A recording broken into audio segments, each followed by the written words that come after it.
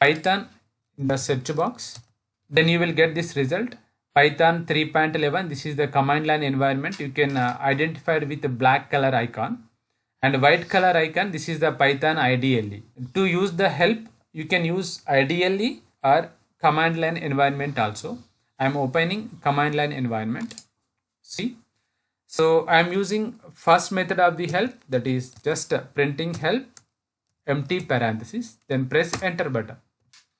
Now you are in the help mode. Type topics and press enter. So these are the different topics available. Then type any topic name. Suppose I want to know about the functions. Then type functions. Press enter.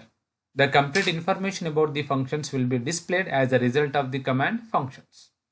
Now I want to exit from this help mode. For that, just press enter without typing any topic name 2 times. Now you can observe, now we are at Python prompt. Now coming to the second method to use the help. The second method is you must type help, open parenthesis, single quote, type any topic name you want to know. I want to know about the print method. Then press enter. That's it. The complete information about that topic will be displayed. This is the second method to use help method.